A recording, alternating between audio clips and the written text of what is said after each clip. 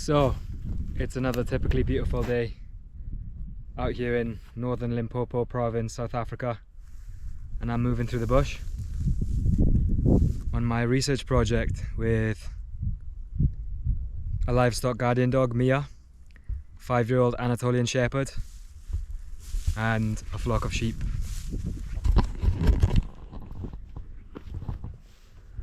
On my research project.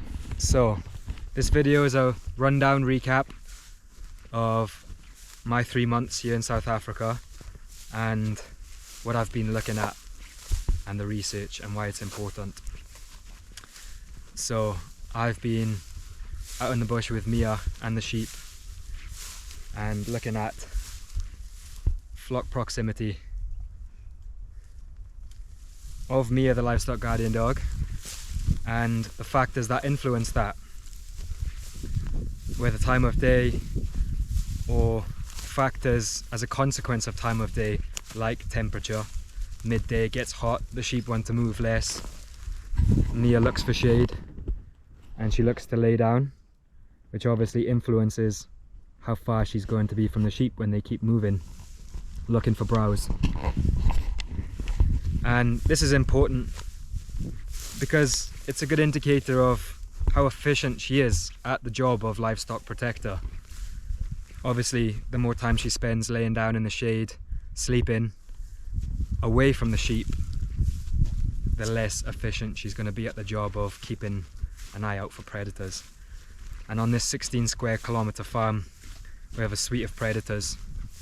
We've got leopard, brown hyena, caracal, black-backed jackal, and all of these are potential predators for the sheep. And Mia does a good job of protecting these sheep from those predators.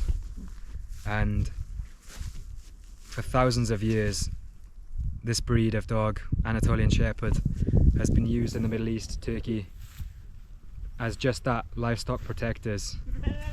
And these dogs were brought over because historically in South Africa, farmers had no tolerance for predators and would shoot on sight, and there was a loss of biodiversity of predators in the environment. And Mia's job is to mitigate human-wildlife conflict, which is what this project essentially boils down to. Is so people and animals can live alongside each other, and farmers can protect their livelihood, and predators can shape the environment that they're in. And it's known that predators are keystone species that physiologically change the environment that they're in through moving prey species through and other factors that influence the environment. So it's important that they're in the environment, and that's why this project is important. Conservation efforts recognize the importance of predators in the environment, and going forward in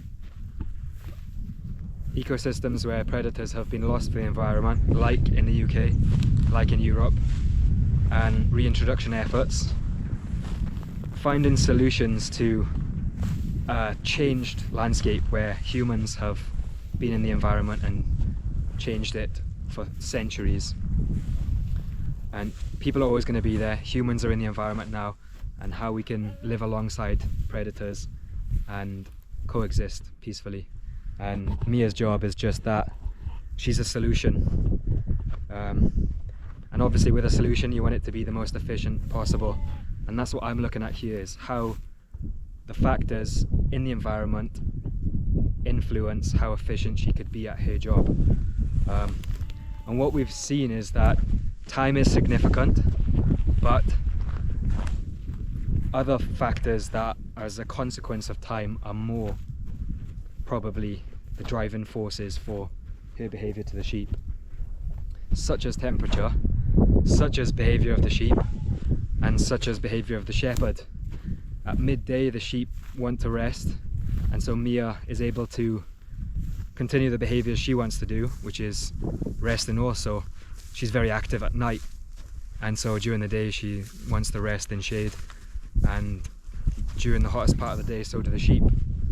But the shepherd also influences that. He wants to have lunch and so the sheep are brought to a place where everyone can rest together, and this is a typical example of a driving influence on flock proximity for the livestock dog.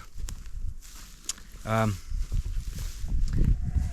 hope the video has been helpful in understanding what I'm doing here, and it's a privilege to walk through this bush every day, moving through a beautiful landscape, seeing an ancient relationship play out.